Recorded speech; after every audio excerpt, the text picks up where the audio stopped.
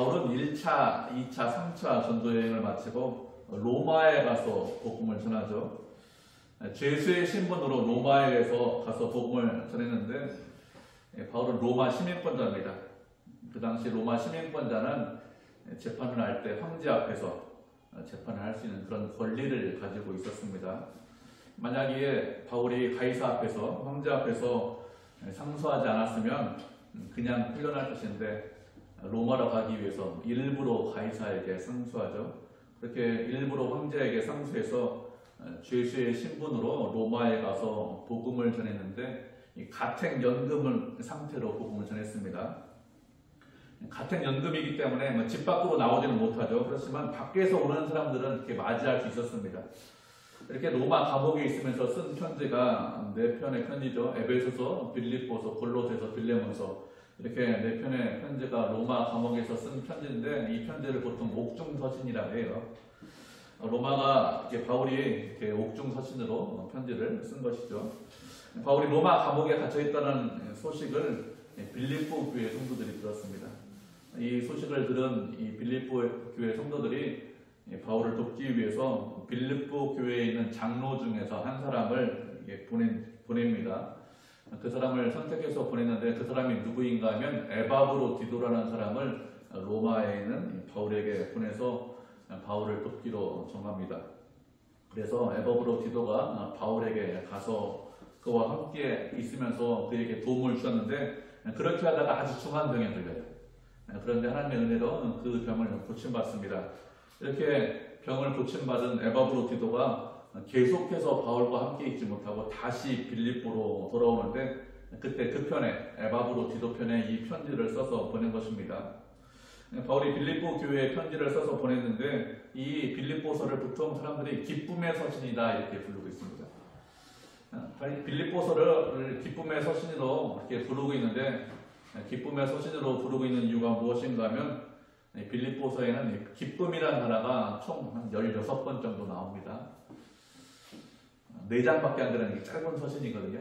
그런데 16번이나 나오는 그런 많이 나오기 때문에 이 서신을 기쁨의 서신이다 이렇게 보통 사람들이 부르고 있습니다.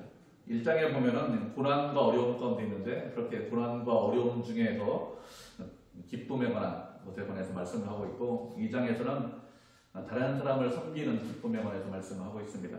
그리고 3장에서는 믿음으로 살아가고 믿음을 지키는 것에 관한 기쁨에 관해서 말씀을 하고 있어요. 그 당시에 여러 이단들이 있었는데 그런 이단에 넘어가지 않고 동조하지 않고 하나님의 말씀대로 살고 말씀을 지키는 그런 기쁨에 관해서 말씀하고 있고 4장에서는 서로 섬기고 나누는 그런 기쁨에 관해서 말씀을 하고 있습니다. 빌립보서 전체가 이렇게 기쁨에 관해서 말씀을 하고 있기 때문에 빌립보서는 기쁨의 서신입니다 이렇게 불리고 있죠. 바울은 자유롭게 로마에서 움직일 수 있는 것이 아니라 감옥에 있습니다. 가택연금 상태에 있습니다. 그래서 고난과 어려움에 관해서 말씀을 해야 될 것 같은데 그렇지 않고 오히려 무엇을 말씀하고 있는가 하면 기쁨에 관해서 말씀을 하고 있습니다. 우리가 계속해서 빌립보서를 살펴볼 것인데 바울이 무엇 때문에 기뻐하고 무엇 때문에 감사한지 이런 것들을 살펴볼 수 있습니다. 1절에 보면 그리스도의 종 바울과 디모데는 이렇게 하면서 편지를 쓰고 있습니다. 바울이 편지를 쓸 때 언제나 자기 자신에 대해서 먼저 소개를 합니다. 근데 자기 자신에 대해서 소개할 때 무엇이라고 소개를 하는가 하면 바울 서신을 보면 언제나 사도다 이렇게 소개를 많이 합니다. 그래서 사도인 바울이 편지를 보냅니다 이렇게 편지를 많이 쓰고 있어요. 또 어떤 편지는 사도이고 종인 바울이 편지를 보냅니다 이렇게 편지를 쓰고 있습니다. 고린도전서 같은 경우에는 어떻게 말을 하고 있는가 하면 내가 다른 사람에게는 사도가 아닐지라도 너희에게는 사도다 이렇게 하면서 편지를 쓰고 있습니다. 이렇게 바울이 자신의 사도권을 방어하고 자신의 사도권을 강조하는 이유가 무엇인가 하면 사도이기 때문에 사도의 권리를 인정해달라 이런 의미로 사도다 이렇게 편지를 보내는 것이 아니죠. 그 당시 많은 교회들이 거짓 교사의 수렴수에 넘어가서 바울이 사도가 아니다 이렇게 생각을 했습니다.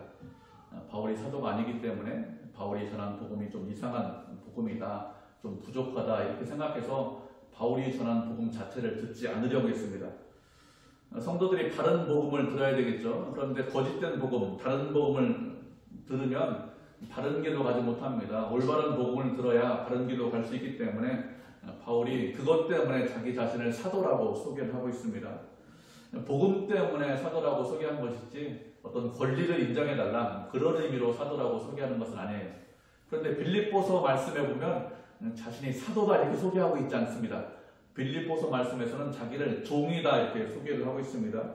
그런데 자신을 종이라고 소개한 이 성경은 바울 서신 중에 빌립보서밖에 없습니다. 다른 서신은 아예 없습니다. 그러면 바울이 자기 자신을 사도라고 소개하지 않고 종이라고만 소개하는 이유가 무엇일까요? 자신을 사도라고 말하지 않고 종이라고 말하는 것은 빌립보 교회 성도들이 모두 다 자신을 사도로 인정하기 때문에 그렇습니다. 그 당시 어느 교회나 거짓 교사가 들어와서 바울이 사도가 아니다 이렇게 이야기하고 바울이 전한 복음이 잘못되었다라고 하면서 다른 복음을 전했는데 빌립보 교회도 마찬가지죠. 거짓 교사가 들어와서 다른 복음을 전했는데 빌립보 교회 성도들이 어떻게 했는가 하면 다른 복음을 전하는 거짓 교사들의 속임수나 아니면 꾀임에 넘어가지 않았습니다. 그렇기 때문에 굳이 사도라고 쓰지 않아도 되는 것이죠. 그래서 사도라고 하지 않고 종이라고만 그렇게 쓰고 있습니다. 바울은 자기 자신에 대해서 어떻게 생각하고 있느냐 하면 종이라고 생각하고 있습니다. 이 종이 바울의 정체성입니다. 스스로에 대해서 종이다, 노예다 이렇게 생각을 하고 있다는 것이죠. 종이라는 것은 노예를 말하는데 이 노예도 여러 계급이 있습니다. 로마사회에는 여러 종류의 노예가 있는데 바울이 사용하는 이 노예라는 이 단어는 아주 하층 노예를 말합니다. 노예지만 어느 정도 권한을 가지고 있는 노예도 있어요. 요셉 같은 경우는 가정 총부라고 했습니다. 그렇게 권한과 어떤 힘을 가지고 있는 그런 노예도 있는데 바울이 말하는 이런 종은 아무런 권한과 아무런 힘이 없는 가장 하층 노예 그런 종이라고 그렇게 이야기를 하는 것입니다. 그런 노예, 그런 종은 그 당시 거의 동물과 비슷하다 이렇게 생각했습니다. 이런 노예는 동물과 거의 동일한데 말을 할 수 있느냐, 말을 하지 못하느냐 이것만 차이 난다 이렇게 생각을 했습니다. 바울이 말하는 종은 이런 뜻이에요. 바울은 이렇게 자기 자신을 종이다, 노예다 이렇게 말을 하고 있는데 누구의 종이라고 했습니까? 자신을 예수 그리스도의 종이다 이렇게 말을 하고 있습니다. 예수 그리스도의 종이라는 것은 예수님께서 바울의 주인이시죠. 예수님께서 주인이기 때문에 예수님의 뜻에 순종하고 예수님의 뜻대로 충성하고 헌신하는 사람이다 이런 의미가 있습니다. 또 다른 의미는 예수님에게 속했다 이런 의미도 있습니다.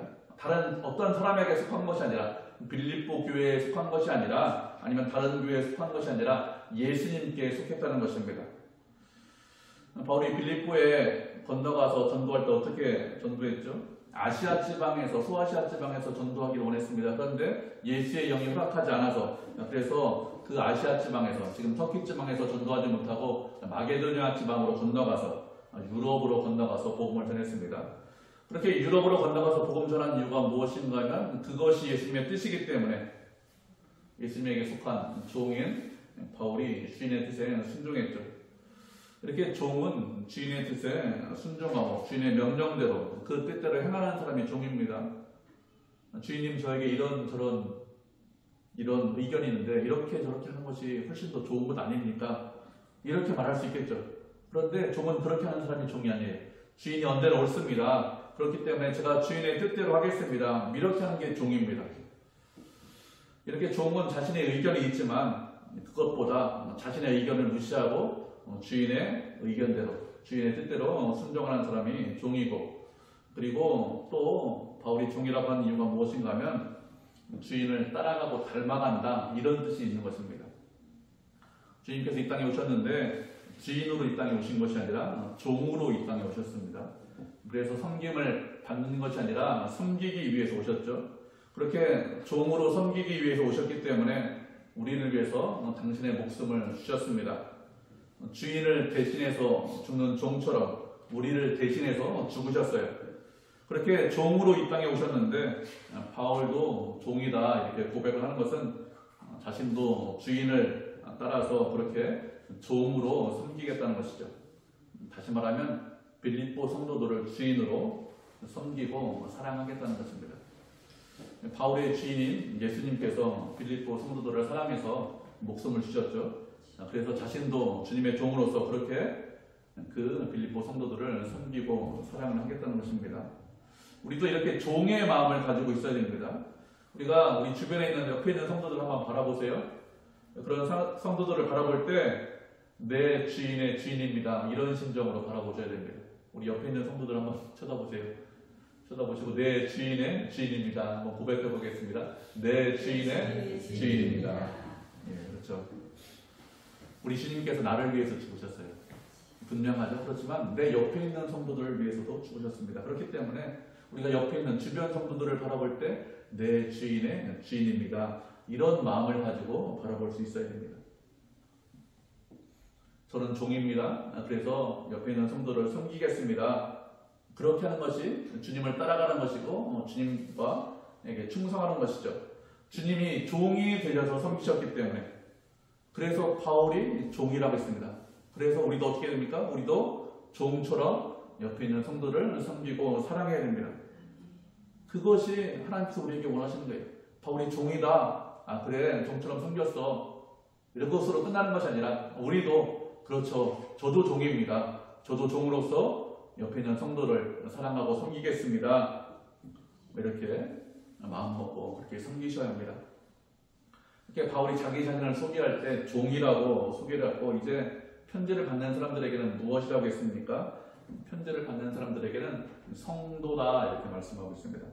성도라고 하면 그런 걸 하면 성인이다, 성자다 이런 뜻입니다.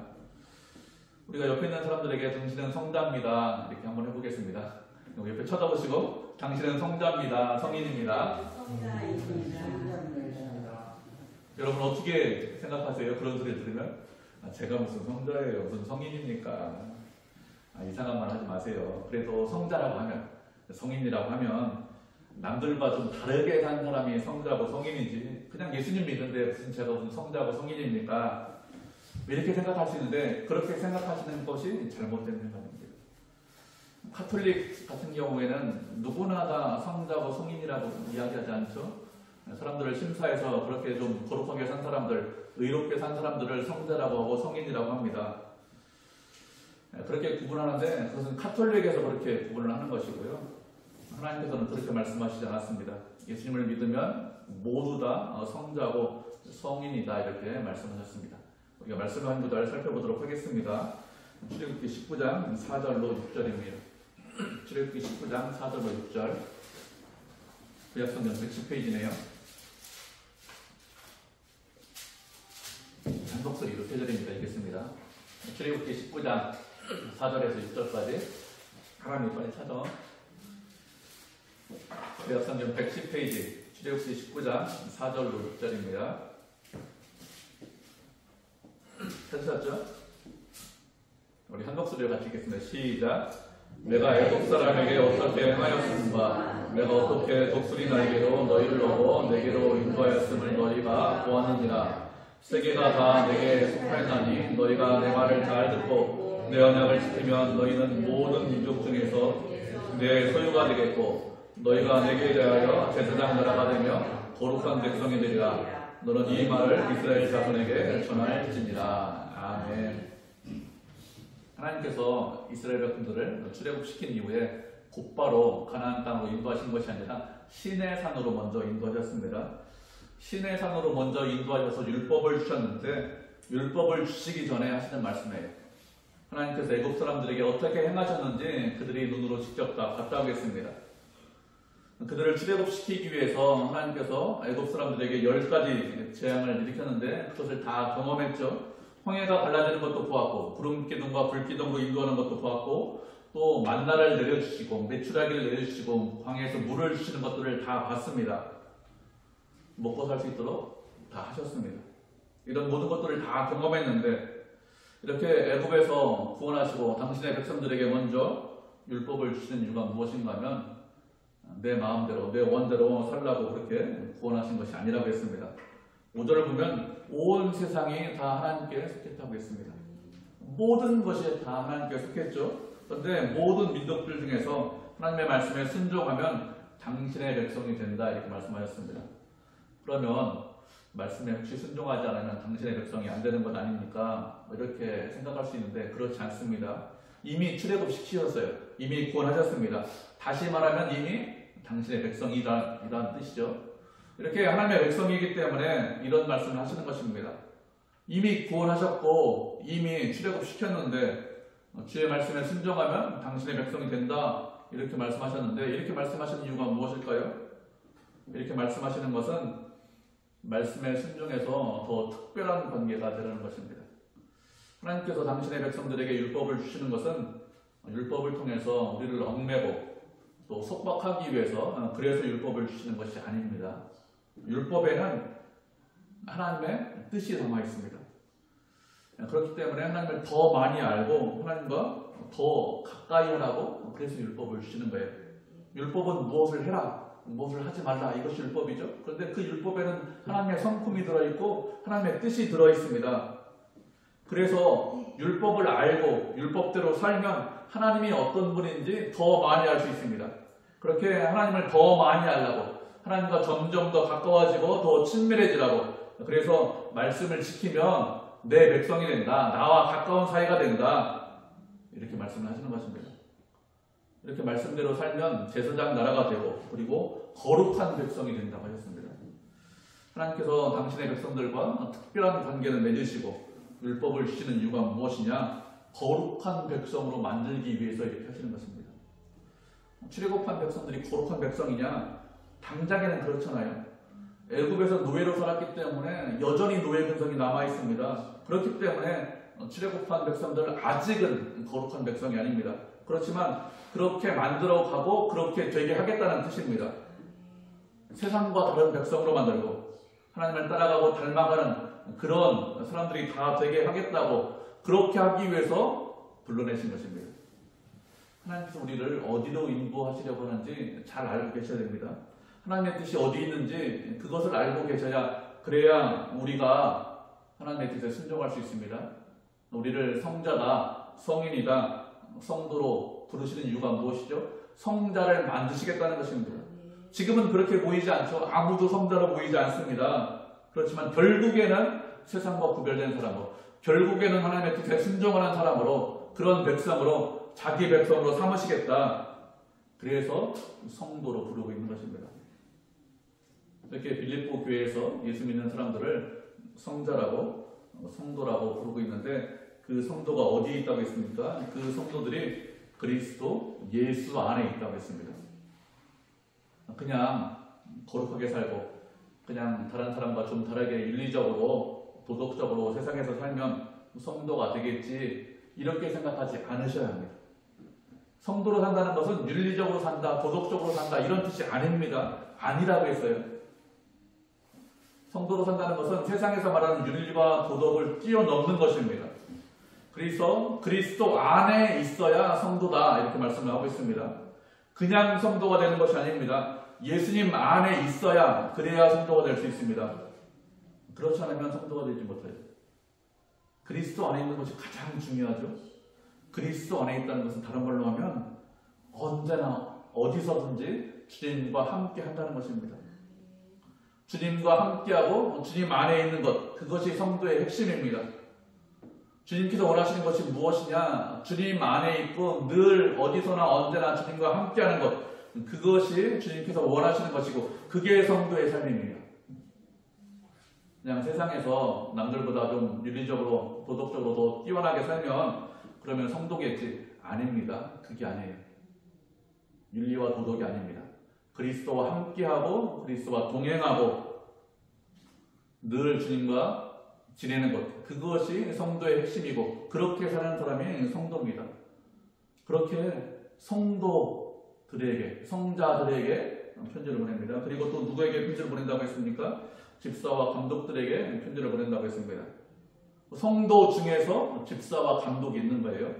성도가 있고 집사가 있고 감독이 있다 이런 뜻이 아닙니다.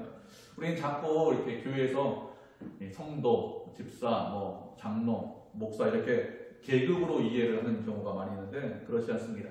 그리스도 안에 있는 모든 사람들, 모든 우리들은 다 동일하죠. 계급이 없습니다. 그리스도 안에 있는 모든 사람들은 다 성도고 그 중에서 어떤 사람들은 하나님께서 그 직무에 따라서 그 은사에 따라서 집사의 일도 하고 감독의 일도 하는 것이지 집사나 감독이 더 뛰어나고 훌륭한 사람들이 아닙니다. 그리스도 안에 있는 모든 사람들은 다 형제고 다 자매입니다. 우린 다 주 안에서 다 평등하죠. 이렇게 바울이 빌립보에 있는 성도들에게 편지를 하는데 자기 소개를 먼저 했습니다. 종이라고 자기 소개하고, 그리고 누구에게? 성자들에게, 성도들에게 편지한다고 했습니다. 그리고 가장 먼저 무엇을 하고 있는가 하면 인사를 하고 있습니다. 바울이 인사하는데 어떻게 인사하는가 하면 은혜와 평강이 있기를 기원한다, 이렇게 인사를 하고 있습니다. 은혜와 평강이 있기를 기원하는 것이 바울의 그냥 인사죠. 바울 사진을 보면 누구에게 편지를 쓰든지 은혜와 평강이 있기를 기원하는 것이 그의 편지 서두에 항상 있습니다. 그렇기 때문에 편지 쓸 때 의뢰인 그렇게 인사하는 것이 은혜와 평강이다, 일상적인 말이다, 이렇게 생각할 수 있는데 그렇지 않습니다. 은혜와 평강이라는 것은 일상적인 말이 아니라, 인사가 아니라 우리 신앙의 아주 중요한 핵심이 은혜와 평강입니다.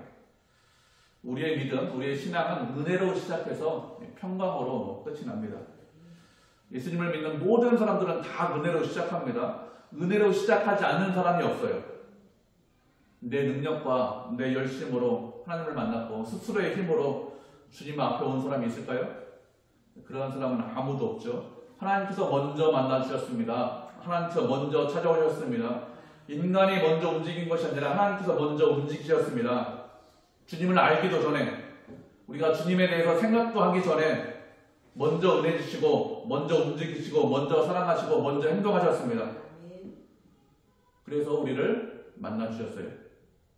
누구에게나 마찬가지입니다. 그렇지 않은 사람이 없습니다. 누구에게나 주님께서 먼저 행동하셨습니다. 그래서 예수님을 믿는 모든 사람들이 가장 먼저 받는 것이 무엇이냐? 은혜를 가장 먼저 받습니다. 그렇게 예수님께서 은혜를 주시는데 처음 믿을 때만 은혜를 주시느냐 하면 그렇지 않습니다. 그 다음에도 계속해서 은혜를 주십니다. 처음부터 지금까지 은혜를 주시고, 그리고 영원까지 은혜를 주십니다. 하나님께서 우리에게 은혜를 주시는데, 그러면 은혜라는 것이 무엇일까요? 은혜라는 것은 아무런 자격도 없고 아무런 조건도 없음에도 불구하고 하나님께서 일방적으로 베푸시는 사랑, 호의, 아름다운 것, 좋은 것들을 주시는 것, 그것이 은혜입니다. 만약에 우리가 어떤 사람을 사랑한다면 보통 어떤 사람을 사랑할까요? 그래도 그 사람이 좀 아름다운 사람이거나 매력적인 사람이거나 아니면 인격적으로 뛰어나고 훌륭한 사람, 이런 사람들을 사랑하겠죠? 그렇지 않고 나를 힘들게 하고 괴롭히고 어렵게 하는 사람들, 그런 사람들을 사랑하는 사람이 있을까요? 보통 사람을 사랑할 때 그래도 괜찮은 사람을 사랑하려고 하지, 괜찮지 않고 이상한 사람을 사랑하겠다, 이런 사람 있나요? 그런 사람 거의 없죠. 그런데 은혜는 그런 것이 아닙니다. 아무런 사랑할 만한 것이 아무것도 없는데, 아름다운 것이 없는데, 능력이 없는데, 실력이 없는데, 정말로 사랑할 만한 것이 하나도 없는데, 그런데도 사랑하는 것, 그것이 은혜죠. 그렇게 사랑하기 때문에 온갖 좋은 것들, 아름다운 것들을 그냥 값없이, 어떤 대가 없이 주는 것이 은혜입니다. 무슨 대가를 바라고 주는 것은 은혜가 아니에요. 대가 없이 주는 것이 은혜죠. 쉽게 말하면 공짜로 주는 거예요. 우리가 공짜면 뭐 양재물도 큰 거 마신다 이런 말이 있는데, 그렇게 공짜로 아무런 대가 없이 받는 것, 하나님께서 주시는 것, 그것이 은혜입니다. 우리가 말씀을 한 구절 살펴보도록 하겠습니다. 이사야 51장 1절 2절, 구약성경 1030페이지. 이사야 51장 1절로 2절입니다. 구약성경 1030페이지입니다. 이사야 51장 1절 2절입니다. 구약성경 1030페이지. 우리 한 목소리로 같이 읽겠습니다. 찾으셨죠? 사람이 찾았지? 구약성경 이사야 51장 1절 2절.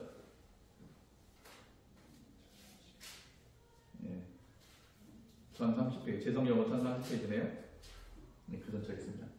하셨으면 우리 같이 한 목소리로 같이 읽겠습니다. 시작. 의를 따르며 여호와를 찾아 구하는 너희는 내게 들을지어다. 너희를 떠낸 반석과 너희를 파낸 우묵한 구덩이를 생각하여 보라. 너희의 조상 아브라함과 너희를 낳은 사라를 생각하여 보라. 아브라함이 혼자 있을 때 내가 그를 부르고 그에게 복을 주어 장성하게 하였느니라. 아멘. 하나님께서 당신의 백성들에게 하시는 말씀인데 먼저 말씀을 들어라 이렇게 말씀하셨습니다. 그러면서 무슨 말씀을 하셨는가 하면 너희를 떠낸 반석과 파낸 우묵한 구덩이를 봐라 이렇게 말씀하셨습니다. 이 말씀은 아브라함에 관한 말씀이죠. 너희 조상인 아브라함과 사라에 대해서 좀 생각을 해보라는 것이죠. 아브라함이 혼자 있을 때 그를 부르셨다고 했습니다. 그래서 그에게 복을 주고 창성하게 하셨습니다. 그래서 그가 누가 되었는가 하면 이스라엘 백성들의 조상이 되었습니다. 우리는 그 아브라함을 믿음의 조상이라고 합니다. 그런데 그가 어떤 사람이었죠? 떠낸 반석과 우묵한 구덩이라고 했습니다. 무슨 말인가 하면 아무런 쓸모가 없는 사람이다 이런 뜻입니다. 하나님께서 아브라함을 부르실 때 세상에는 아브라함과 같은 사람들이 수도 없이 많이 있었습니다. 아브라함의 고향은 갈대아 우르에 우상을 숭배하는 땅에서 살면서 우상을 숭배하던 그런 사람이었습니다. 그가 훌륭하고 뛰어나기 때문에 부른 것이 아니죠. 자랑할 것이 없고 내세울 것이 없는데 그런 사람을 부르셨습니다. 그래서 떠낸 반석이다, 우묵한 구덩이다 이렇게 말을 하고 있죠. 그렇게 아무것도 아닌 사람을 부르셨습니다. 혼자 있을 때 부르셨다고 했습니다. 함께하는 무리가 없다는 것이죠. 다시 말하면 세력이 없고 힘이 없다는 것입니다. 아무런 힘과 능력이 없는 사람을 부르셨습니다. 그렇게 부르셔서 고향을 떠나라고 말씀하셨습니다. 고향에 있으면 누구를 의지하려고 하죠? 사람은 일가 친척을 의지하거나 친구를 의지하거나 아는 사람을 의지하려고 합니다. 그것이 인간의 습성이죠. 그렇기 때문에 고향과 친척과 아버지의 집을 떠나서 가나안 땅으로 가라 이렇게 말씀하셨습니다. 아무도 알지 못하는 그런 땅에 갔는데 결국에는 창성하게 되었습니다. 아브라함이기 때문에 이렇게 되었지 이렇게 말씀하시는 것이 아닙니다. 아무것도 아닌데 아브라함을 이렇게 복을 주어서 창성하게 하시고 그리고 믿음의 조상으로 이스라엘 백성들의 조상으로 만들어 주셨다는 것이죠. 이것이 하나님께서 말씀하시는 은혜입니다. 왜 사랑하셨을까요? 왜 불쌍히 여기셨을까요? 사랑받을 만한 어떤 자격이 있기 때문에 그런 것이 아니라 아무런 자격도 없고 조건도 없고 쓸만한 것이 아무것도 없는데 그럼에도 불구하고 사랑하시고 불쌍히 여기셨습니다.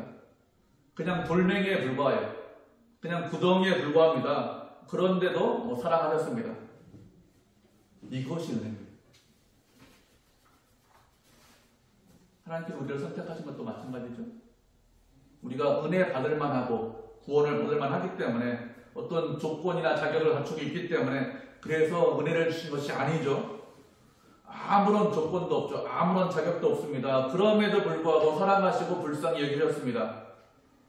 그래서 은혜라는 것은 우리가 예수님을 처음 믿을 때부터 아니면 그 이전부터 우리를 믿게 하기 위해서 은혜를 주시고 그리고 지금도 계속해서 주시고 있고 그리고 영원히 주시고 있습니다. 그리고 그 은혜가 점점 커져요.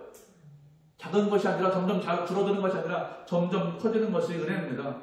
아무런 조건 없이 주시는 것이 은혜예요. 우리 주변에 있는 공기하고 좀 비슷한 것 같아요. 항상 어디에나 있지만 잘 인식하지 못하죠. 감사하지 못하죠. 그런데 꼭 필요하죠. 은혜가 그렇습니다. 항상 있습니다. 그런데 잘 감사하지 못합니다. 그런데 꼭 필요해요. 점점 더 풍성한 은혜가 꼭 필요합니다. 이것이 은혜입니다. 그리고 다음으로 말씀하시는 것이 평강이죠. 평강이라는 것은 평화로운 상태를 말합니다. 평강이라는 것은 단순히 내적으로나 외적으로 아무런 동요가 없는 상태가 평강이다. 이렇게 생각할 수 있는데 그런 의미가 있습니다. 내적으로 외적으로 아무런 동요가 없는 상태. 그런데 그것이 평강이다 이렇게 말할 수 있는데 그런데 그것보다 더 나아가서 평강은 온전하다 이런 의미가 있습니다. 평강은 불완전하지 않고 온전한 것을 말합니다. 무엇인가 온전하지 못하면 그러면 평강이 없는 것이죠. 그렇기 때문에 평강은 온전하다 이런 의미가 더 많이 있죠. 그러면 어떻게 하면 우리가 온전할 수 있을까요? 인간 스스로는 온전할 수 없죠. 스스로는 우리가 불완전한 상태죠. 우리가 불완전한 상태가 된 이유가 무엇인가 하면 하나님과 분리되었기 때문에, 죄 때문에 하나님과 멀어져서 불완전하게 되었습니다. 그래서 인간 스스로는 평안이 없고 평강이 있을 수 없습니다. 온전해야 평강한데, 그런데 온전하지 못하기 때문에 평강과 평안이 없죠. 그러면 어떻게 해야 평안할 수 있습니까? 하나님과 함께 있어야 평안할 수 있습니다. 하나님과 함께 있고 붙어 있으면 평안할 수 있습니다. 믿음의 결국이 무엇이냐? 이런 평안한 상태로 계속해서 있는 것, 평강의 상태로 있는 것, 그것이 믿음의 결국이죠. 하나님과 늘 함께 하기 때문에 세상에서 어떤 일이 있어도 불안하지 않는 것, 이것이 평안한 것입니다. 예수님을 믿고 난 이후에 가장 좋은 것이 무엇인가 하면 늘 평안하다는 것이죠. 예수님을 믿고 난 이후에 여러 가지 좋은 것들이 많이 있습니다. 그렇지만 우리가 가장 쉽게 가장 잘 알 수 있는 것이 무엇이냐? 평안한 것입니다. 세상이 어떻게 변하든지, 조건도 환경이 어떻게 변하든지 평안하죠. 평안하고 또 은혜 가운데 있는 것, 그것이 예수님을 믿고 난 이후에 우리에게 있는 것입니다. 기쁘고 즐거우면 평안하고, 내가 하는 일이 잘 되면 평안하고, 어렵고 힘들고 고생이 있으면 평안하지 않느냐? 그렇지 않죠. 어떤 환경에 처해 있든지 평안합니다. 세상에는 이런 평안이 없죠. 세상 사람들은 기쁘고 즐거워도 그래도 불안해합니다. 이런 기쁨과 즐거움이 계속해서 가야 할 텐데, 없어지면 안 되는데 언제 없어질까? 이런 마음 때문에 불안해합니다. 그렇지만 우리는 그렇지 않습니다. 힘들고 어려워도 고생 가운데 있어도 늘 평안하죠. 왜 그런가 하면 우리 스스로 평안한 것이 아니라 하나님과 함께 하기 때문에 그렇습니다. 하나님과 함께 하면 상황과 조건이 어떻게 변하든지 평안이 있고 기쁨이 있고 즐거움이 있습니다. 왜 그런가 하면 하나님께서 온전하시기 때문에 그렇습니다. 나는 온전하지 못하지만, 나는 불완전하지만 하나님께서 온전하시기 때문에 그래서 평안하죠. 다른 곳에는 평강이 없습니다. 하나님과 함께 할 때만 평강이 있습니다. 바울이 지금 로마 감옥에 있잖아요. 그래도 평안하다 이렇게 이야기하고 있습니다. 왜 그런가 하면 주님과 늘 함께하기 때문에, 주님과 붙어있기 때문에 평안하다고 하는 것입니다. 이렇게 바울이 은혜와 평강을 기원했는데, 그런 은혜와 평강은 누구로부터 온다고 했습니까? 하나님 우리 아버지와 주 예수 그리스도로부터 은혜와 평강이 온다고 했습니다. 하나님께서 언제나 당신의 자녀에게 은혜와 평강을 주시는데, 누구를 통해서 은혜와 평강을 주시죠? 그리스도를 통해서 은혜와 평강을 주십니다.